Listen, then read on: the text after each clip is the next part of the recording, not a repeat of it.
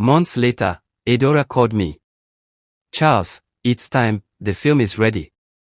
The premiere was held in a big hall in Lagos.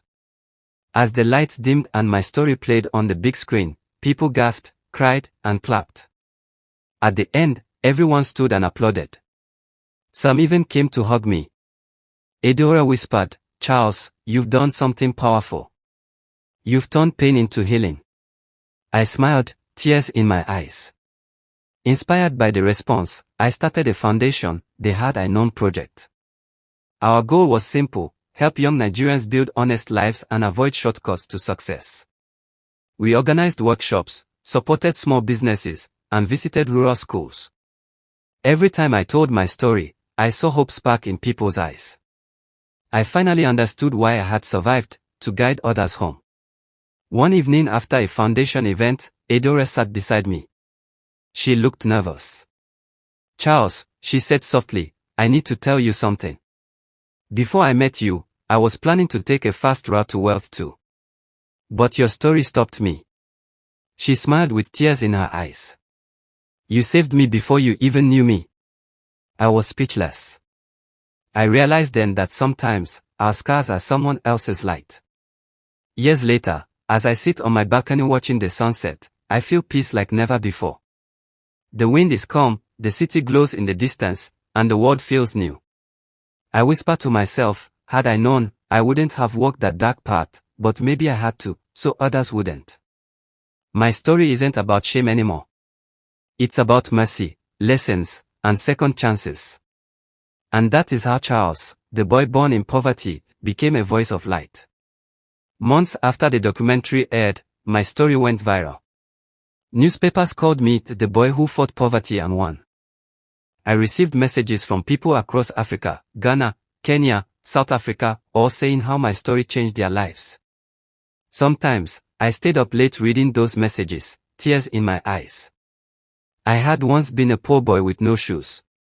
Now, my words were giving hope to millions. It felt like a dream built on pain and grace. One morning, I got an email from the United Nations office in Abuja. They wanted me to speak at a youth conference about integrity and success. I froze. Me. Charles. I remembered my mother's voice, you will make us proud. That moment, I smiled and whispered, Mama, it's happening. The journey from sleeping on the streets to standing before world leaders was nothing short of a miracle. The hall was full of young people, cameras, and important guests. As I walked to the podium, my heart pounded. I took a deep breath and said, I am not a hero. I am just a man who learned that shortcuts lead to short lives. The audience clapped. I told them about my uncle, the betrayal, the forest, and the mercy that saved me. By the end, even the minister stood up to applaud. The world was finally listening to the voice of a poor boy from Nigeria. After the conference, fame came fast, endorsements, interviews, sponsorships.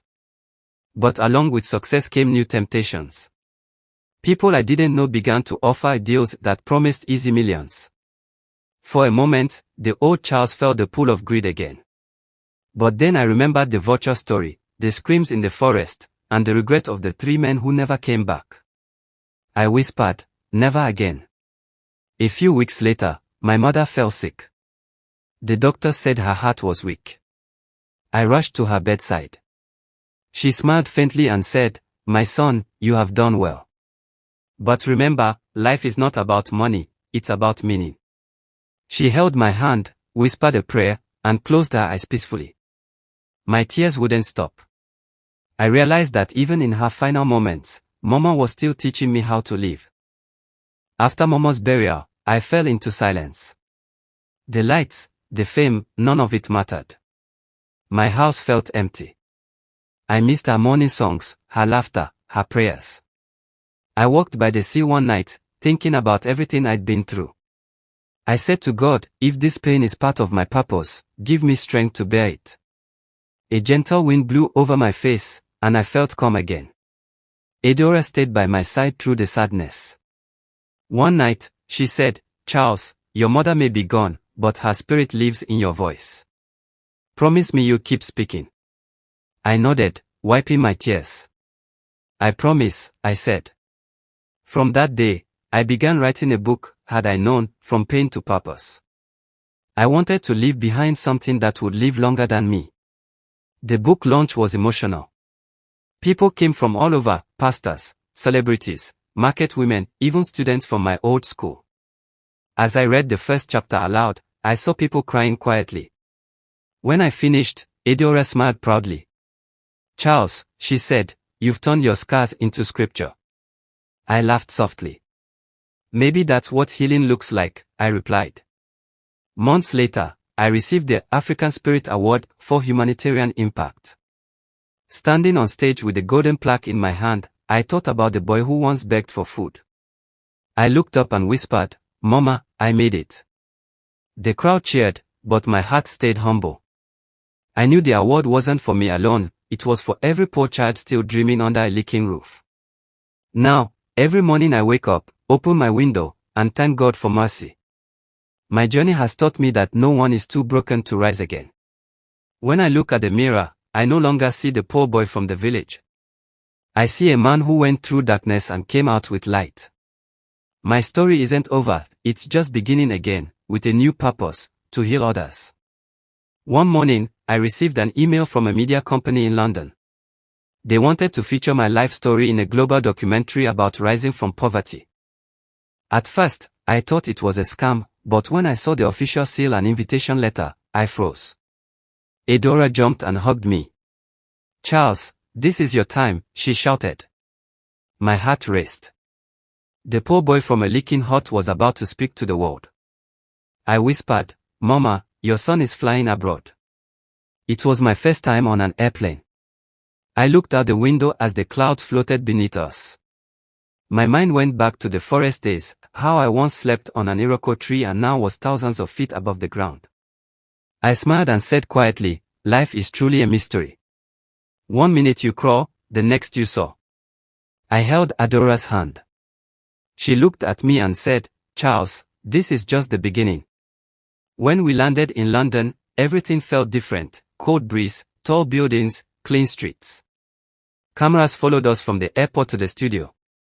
People greeted me with respect, calling me Mr. Charles, the motivator. That night, in the hotel room, I couldn't sleep.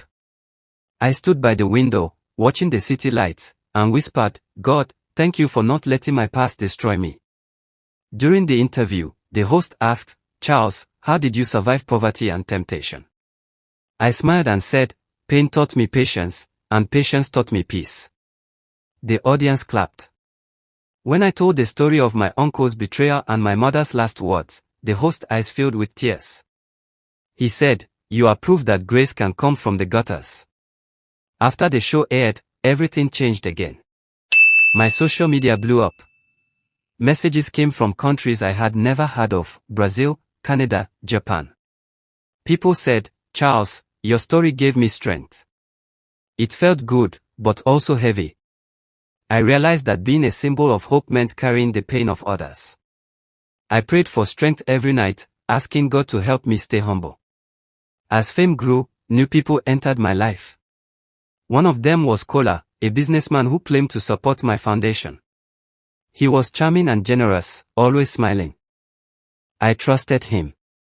But soon, I noticed strange things, missing funds, fake contracts, and gossip among my team. When I confronted him, he said, Charles, don't forget who made you famous. My heart sank.